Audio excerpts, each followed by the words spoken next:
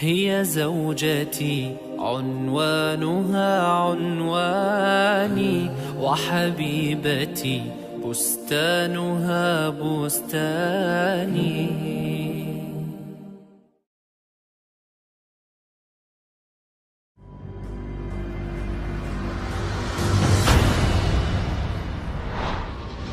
45% to 50% of marriages in the United States end with divorce, while the percent of divorce in Europe is about 35%. What are the reasons for divorce? Maybe the difference in opinions, the lack of psychological and emotional harmony, the harsh treatment from one side to the other. Many men lack the art of dealing with their ladies.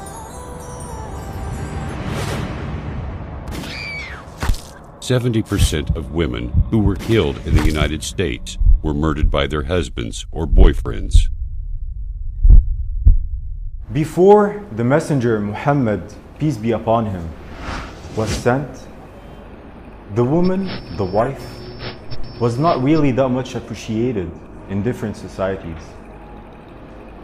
Here, she was burned to death with her dead husband, and there she was locked in a grave.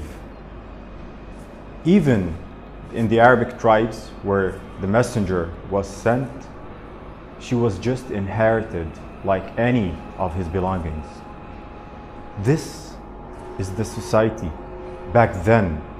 This is how people used to think when the messenger Muhammad, peace be upon him, was sent.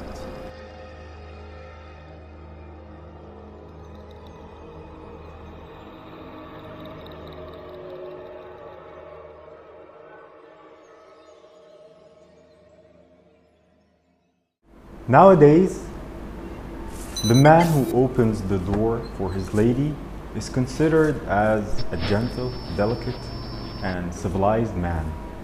He's so much appreciated by society and by everyone around him. Back then, 15 centuries ago, this was shameful. It was shameful to respect your wife. It shows that you're not a man.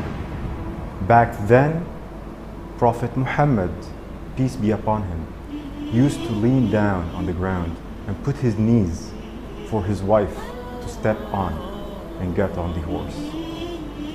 Imagine, he's decades, centuries, what I say millenniums ahead in human civilization and respect to women and ladies' rights. 20% of pregnant women in the world are subject to violence from their husbands or relatives. 70% of them cannot run away because of their children or lack of income. This madness needs one thing. It needs the teachings of Muhammad. Sayyidah Aisha, the Prophet's wife, narrated that one time some of his companions played with the sticks in the masjid. And she wanted to watch, so he put his hands for her to lean her head on and watch. She said, I attended to keep watching for longer and longer, just to see when will he get bored, when will he get tired and remove his hand. And she said, actually, I lost the interest in watching and he was still there for me.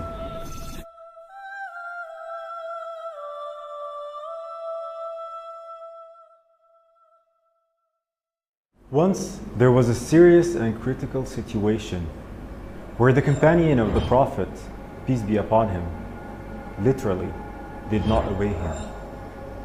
And only because of the advice of his wife, the issue was resolved. So the Prophet, peace be upon him, was not just nice and gentle with his wife, he also respected her as an equal person.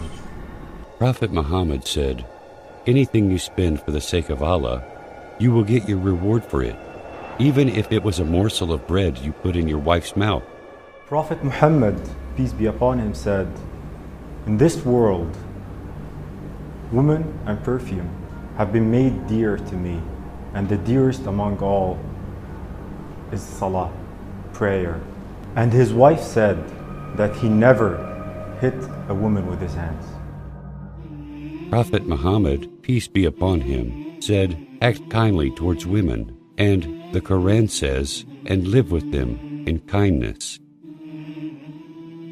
For the Prophet Muhammad, peace be upon him, being a women's rights activist and defending the women's rights back then, this was not an addition to his message.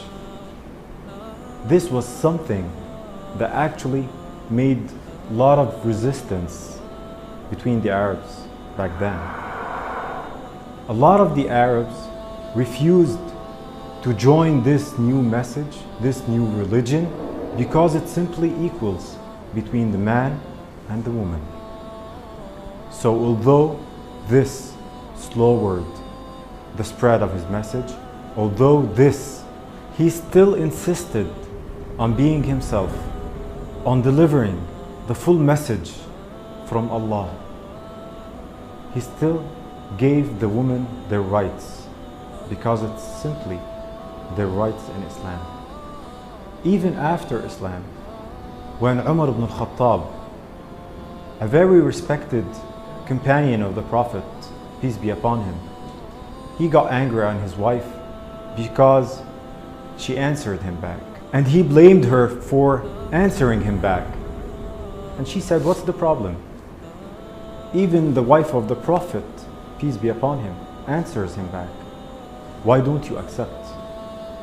And this is how the whole society was tuned to respect the woman. The Quran addresses men about women and says, "And do not make difficulties for them in order to take back part of what you gave them." And the Prophet says, "You are obliged to support and provide them, your wives, with clothing kindly." The Prophet also says, "Of the dinar you spend in Allah's path, or to set a slave free, or as charity to the needy, or to support your family, the one yielding the greatest reward is that which you spent on your family." The Prophet Muhammad, peace be upon him, told his companion, teaching them, that the best among the believers is indeed the one with the best manners and the one who is most kind and gentle to his wife. If you saw the Prophet in his home and then compared this to our homes in the 21st century in terms of treatment, interaction, you'll find a big difference. The Prophet, peace be upon him, used to fix his sandals, used to sew his cloth, and used to help his wife in the normal and daily home activities. Who does this nowadays? Prophet Muhammad said, "Fear Allah in respect of women. You took them with the permission from Allah." He also said to his companions, "Indeed, women are the counterparts of men. Only a noble person would be kind to them, and only a mean person would insult them." Let's imagine a man, a leader with his army, and then he would ask this army to go ahead and would take his wife and ask her to race, and actually she will win. Then years later, the same man, the same leader with his army and his wife, and he will ask the army to lead ahead and would race again, but this time he will win. And then he will tease her, laughing and saying, "Now we're even." This is the Prophet, peace be upon him, with his wife. And back home, in privacy, he would praise his wife. He would pamper her. and spoil her, call her with the beloved nickname. And he would tell her how much she's pretty and her beautiful features. This is the Prophet, peace be upon him. Prophet Muhammad said, "The best of you are those who behave best to their wives." One of the best orders given by Prophet Muhammad, peace be upon him, was to one of his companions. And this is not to enter the house at night, coming back from a long trip without letting your wife know. This is just to give her a chance to take care of herself, comb her hair, and to see her in a way she wants to be seen in. And during the day, Prophet Muhammad, peace be upon him, would never enter the house before knocking the door and letting his wife know that he's entering. And the first thing he would do was to use the siwak, which is basically to brush his teeth. He wants always to be smelled properly and nice for his wife. When the Prophet was asked, "Whom do you love the most?" he said, "Aisha." The one who asked him said, "I am asking you about men." The Prophet said, "Her father." This is how Prophet Muhammad saw his wife. He saw her as the most beloved person to him, and her family was the most beloved family to him. While other beliefs believe that the woman during her monthly period is defiled and impure, and that she also impures anything that she touches, and they used to build a tent outside of the main tent for her to live in during those few days. At that time, the Prophet, peace be upon him, used to check where did his wife drink and just take the sip from the same place she did. Where did she eat? And he will follow her lips and eat from the same place. He would comb her hair. He would make her feel that she is more beloved and wanted at this critical and sensitive part of the month for her. When the Prophet Muhammad was asked about the right of the wife, he said, "Feed her when you get food, give her clothes to wear when you wear clothes, refrain from abusing her, and do not separate from your wife except within the house."